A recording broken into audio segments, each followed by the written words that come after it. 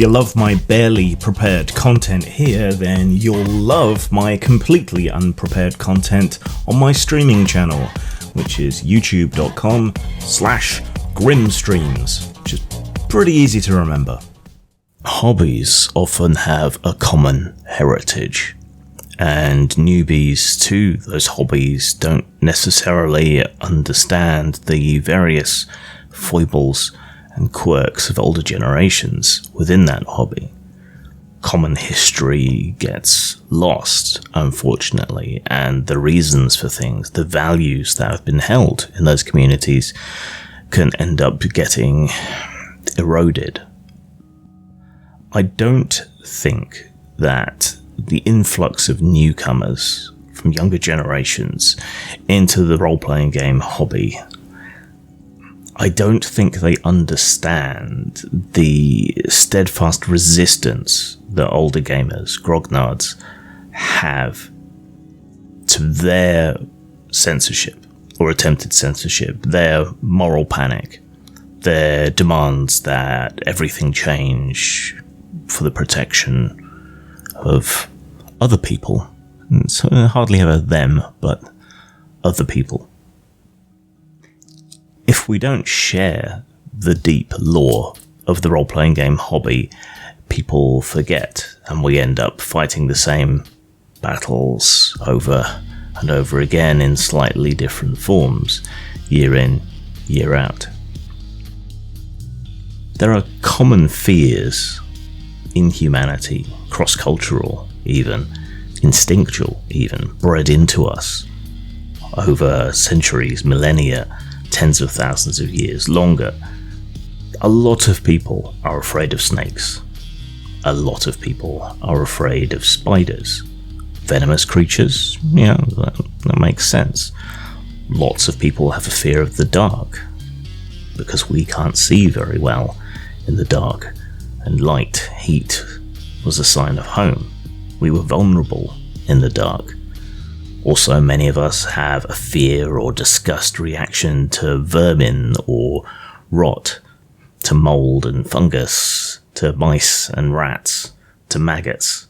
Again, bred into us over millennia, because these things ruined our food. So our reaction to them made sense. Other things happen on too short a scale to be bred into us. Other things happen that if we don't talk about them, they get forgotten. You know, you fail to learn from history, you're doomed to repeat it. Niche hobbies, tabletop gaming maybe in particular, have suffered greatly from moral panics and attempts to control them throughout the past.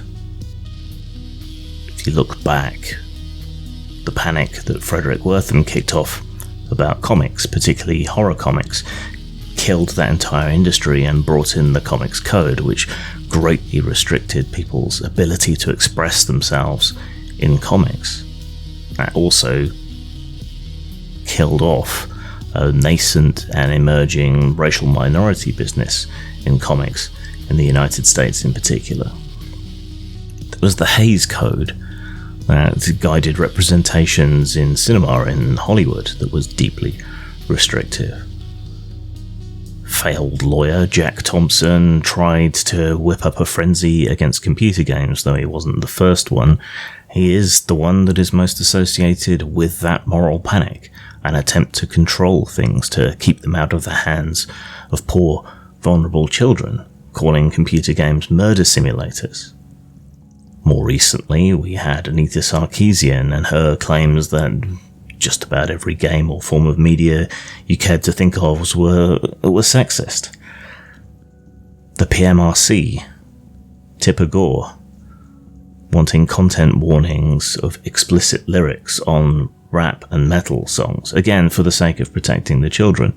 You go back far enough, and novels as an art form were considered to be the ruination of us all, particularly women who were being patronised and protected by people trying to intercede against the novel. Bicycling as well was seen as dangerous, again for women mostly, to be leading them astray and giving them strange ideas.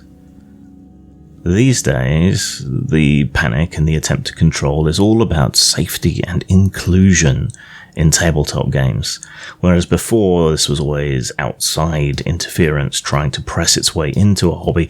This is coming from within, and that makes it far more insidious and far more dangerous. The granddaddy of all of these moral panics was, of course, I think within living memory, the Satanic Panic. And it can be hard to explain to people quite how batshit insane and horrible things were during that time.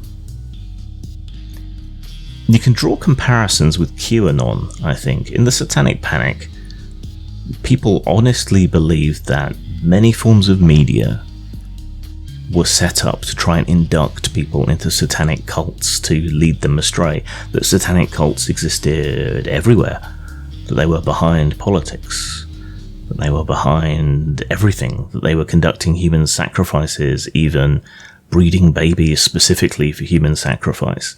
A lot of it came out of the lunatic ravings of a person involved with childcare. So you can see how the crossover to QAnon sort of ideas, the comparison, the similarity comes in.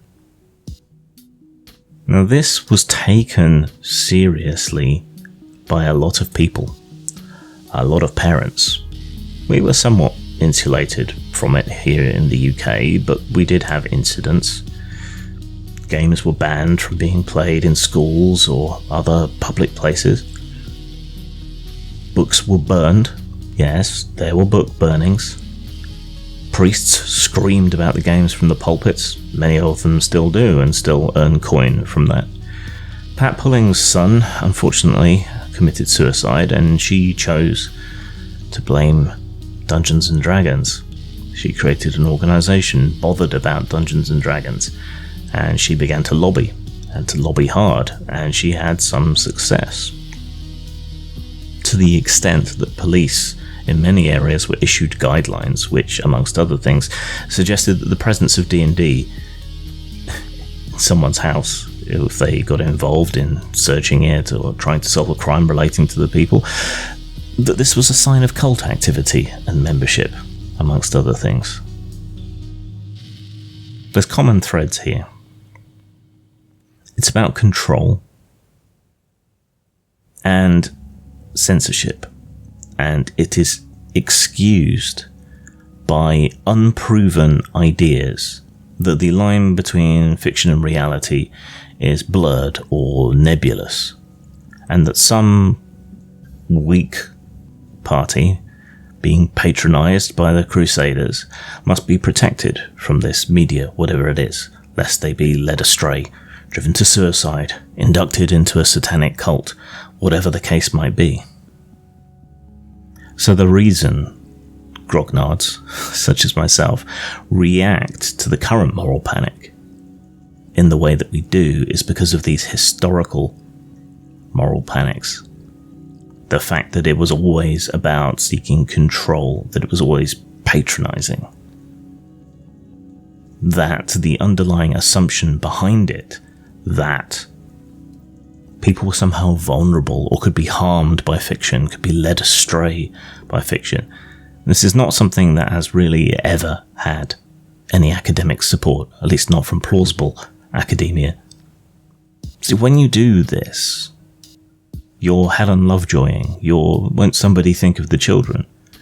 You're invoking Jack Chick and, oh no, not Blackleaf. You're raising the spectre of the Satanic Panic. You're making functionally the same arguments, that people are too weak and stupid to be able to tell the difference between reality and fantasy, that they have no resilience.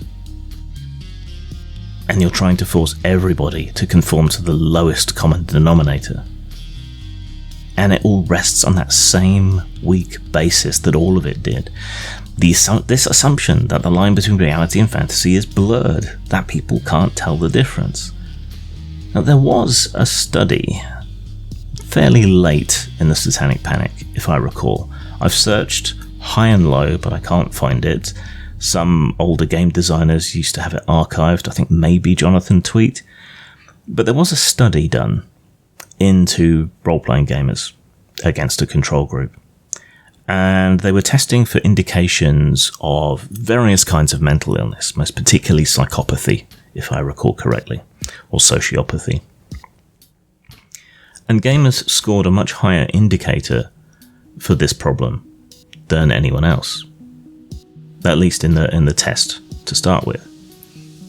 When they processed the results and looked into this interesting spike a little bit more, what they actually found was that tabletop gamers had a much stronger delineation between reality and fantasy, not a weaker one. That they were scoring so high because they understood that the hypotheticals in the questionnaire intended to probe their psyche were hypotheticals, and as such they did not take them as being true or real. They did not consider them as being true or real. They considered them as being just another scenario, the kind of imaginary problem-solving exercise that they were doing every weekend with a handful of nerds in a basement somewhere. And so it was a false positive. What we actually had was a group of people with a far healthier relationship to reality than the norm.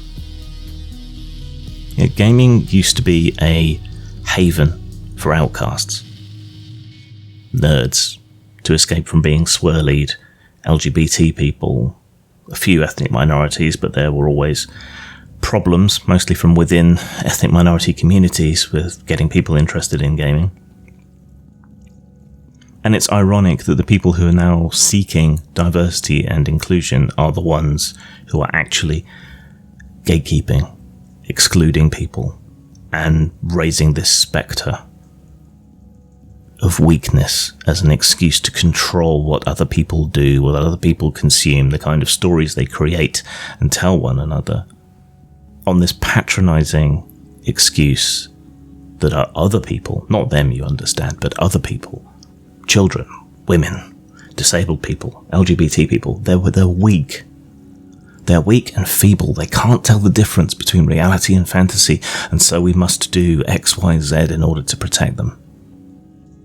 Well, fuck that. At the end of World War II, the Axis and the Allies went to war with A-bombs until nobody was left to fight. In this atomic wasteland, a new breed of rockabilly hero arises. From the gleaming domes of Science City Zero to the sleazy roller derbies of Vegas and the sky fortress of the Fourth Reich, there's a new world for the taking. 45 Psychobilly Retropocalypse, available at lulu.com and RPG Now. Monster misbehaving, planets needing saving, situations graven, I'll form the head. The enemy is clever, we're smaller but whatever. When we put it together, I'll form the head. Y'all can do the treading, swing energy machete. If combination's ready, I'll form the head. I'll form the head. I'll form the head.